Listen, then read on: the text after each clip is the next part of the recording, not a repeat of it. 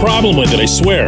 I pledged before spring training that I wouldn't have a problem with it. Not about to change now. With one teensy-weensy exception. Good morning to you. Good Wednesday morning. I'm Dejan Kovacevic of DK Pittsburgh Sports, and this is Daily Shot of Pirates. It comes your way bright and early every weekday if you're into football and or hockey. I also offer daily shots of Steelers and Penguins in the same place that you found this. Paul Skenes is not going to start the season in Pittsburgh. I've spoken this countless times on this program. I re-emphasized it on yesterday's show emphatically. So it really shouldn't have been a surprise to anyone that Ben Cherington said yesterday to reporters in Bradenton, Florida, that Skenes was going to open up in the minors, and this was part of his explanation.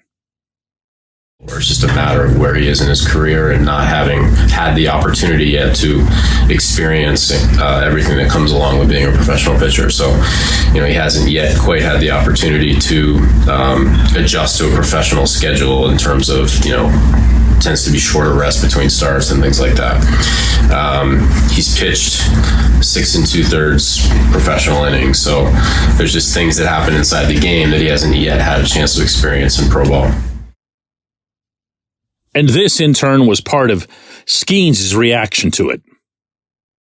Yeah, I've thrown 6 2/3 innings in pro ball. It's just kind of how it goes. He said it would be unprecedented if I started the year in the big leagues. And that's kind of how it goes. Not that, I don't think I can do it. It's just, I understand it. Now, I'll tell you what I like most out of both of those sound bites. From the Skenes perspective, when he says, I know I'm ready for it, I know I can do it, that's the sense that I got from him when I was down there. That's the level, the extraordinary level of confidence that this young man has in his arm and his abilities. And man, just set everything else aside. You have to love that alone. You have to love that the last time he pitched in anger, he was wearing an LSU uniform, at least for more than an inning at a time, right? And here he is believing, and I do mean believing, that he could be pitching in PNC Park next month.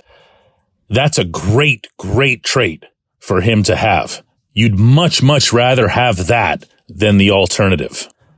And don't misunderstand me, please. He's got humility where it matters, but not when it comes to pitching. And he shouldn't.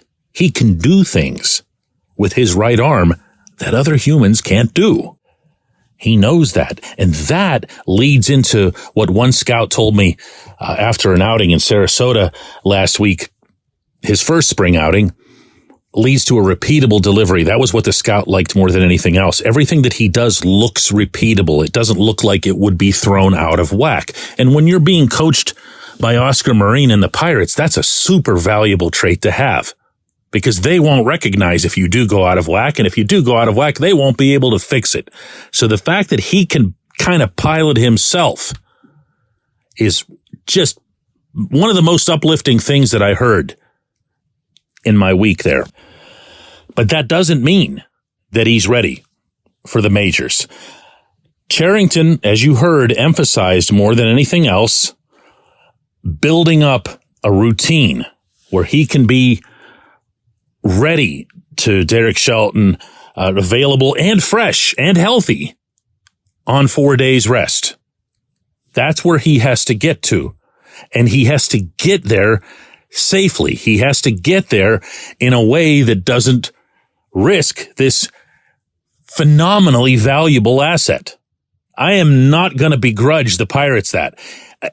I could and have made an argument that you could have him build up at the big league level by just rearranging the rotations days, using days off, using bullpen days, and just having Skenes pitch once every 7 games.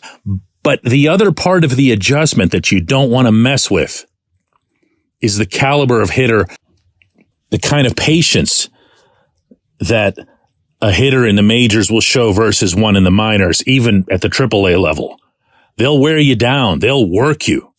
And the environment will also apply, no matter who you are, some additional stress, which any actual pitching expert, meaning not me, can attest is a big part of what can get a pitcher in trouble. So what was my little disclaimer or asterisk to all this? I think you would have figured that out by now. He'd better be here when he's ready, not when it's convenient for the Pirates to save money through Super 2.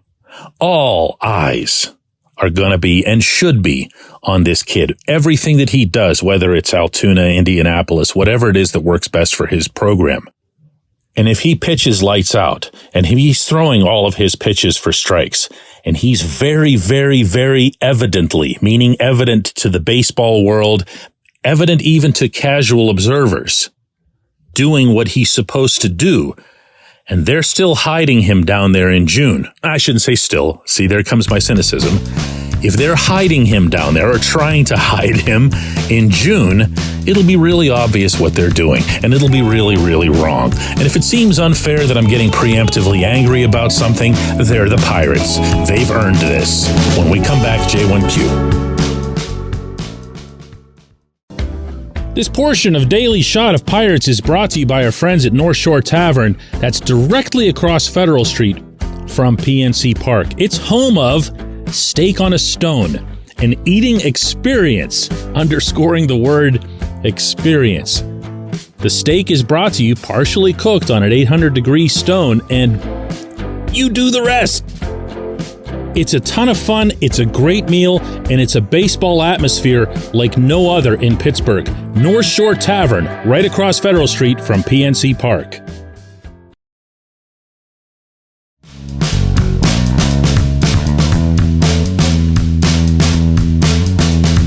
Today's J1Q comes from Dan in Wexford, who says, DK, could Nick Gonzalez be an answer in the outfield, with Leo Verpagero being the apparent starter at second and Jared Triolo looking to be a super utility guy? Could Gonzalez get a look in, let's say, right field? We could certainly use his bat.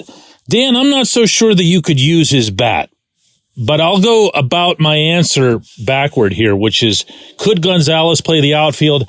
Yeah, he could play it about as well as he plays second base, which isn't great, but it's also, you know, it can be average, okay? He can be an average defender, I think, wherever you put him. He's got the capability, he's got the smarts, he's got what you'd want in terms of being able to adjust to a different position. And ultimately, he might have to do that if his bat doesn't play. And what I mean by that is that he has hit nowhere near what you'd hope from a number 7 overall pick. Luckily for the Pirates management, almost everyone seems to have forgotten about him and this not so small variable, number 7 overall pick.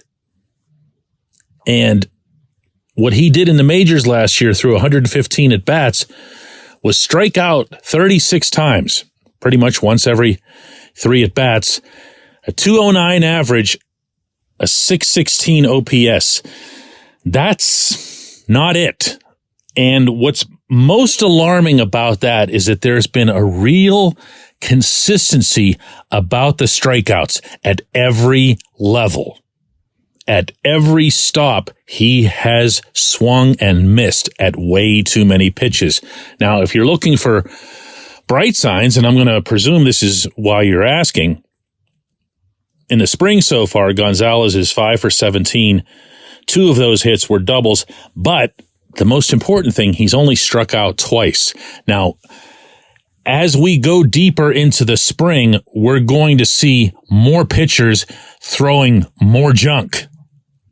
And we're going to see whether or not he can maintain a healthy contact rate during that part of the spring. But at the moment, I'm not sold on Gonzalez.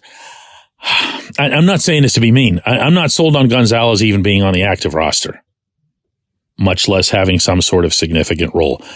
Jared Triolo, who you very fairly brought up as being in the mix at second base. You also mentioned his super utility capability, which Derek Shelton would love into infinity. He dreams of having a Ben Zobrist type on his roster. If that's Triolo, that's Triolo. If he serves the Pirates better by being able to back up, obviously, at third, his natural position whenever Brian Hayes gets a day off, or second base or first base or the outfield or whatever, he might come with more value than by just planting him at one spot. But Gonzalez, yeah, not yet, I'm not seeing it yet. Not seeing it. Open-minded. He's 24 years old, but next year he'll be 25. And isn't that kind of the line of demarcation? I appreciate the question. I appreciate everybody listening to Daily Shot of Pirates. We're going to do another one of these tomorrow.